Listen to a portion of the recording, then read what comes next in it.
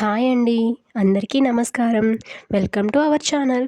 మీరు ఉండే ఇంట్లో ఈ 8 తప్పులు చేస్తూ ఉంటే లక్ష్మీదేవి దూరమవుతుంది. అవేంటో ఇప్పుడు చూద్దాం. మొదటిది, శుక్రవారం నాడు ఎవరికీ డబ్బు ఇవ్వకూడదు.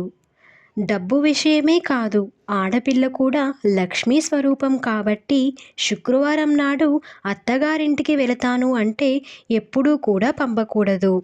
రెండవది, దీపాలను ఎప్పుడూ నోటితో ఊపకూడదు.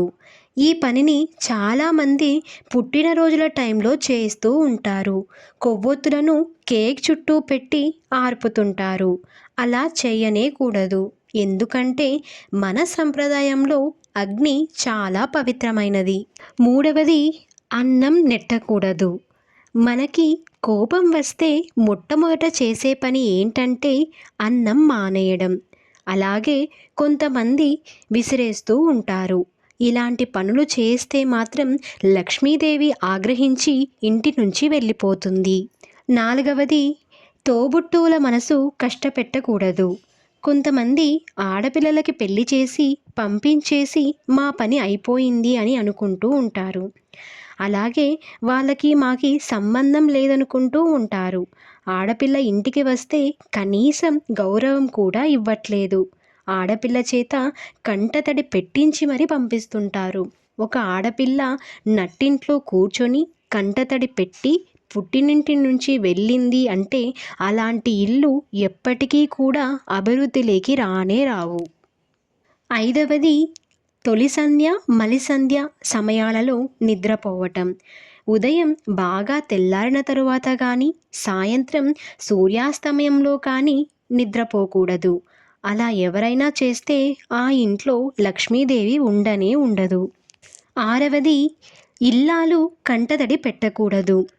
భార్య చేత ఎప్పుడూ కూడా కంటతడి పెట్టించకూడదు. భార్యని గౌరవంగా ప్రేమగా చూసుకోవాలి.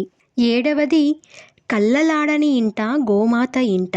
అంటే అబద్ధాలు చెప్పని ఇంట్లోనూ గోమాత ఉండే ఇంట్లోనూ లక్ష్మీదేవి స్థిరంగా ఉంటుంది.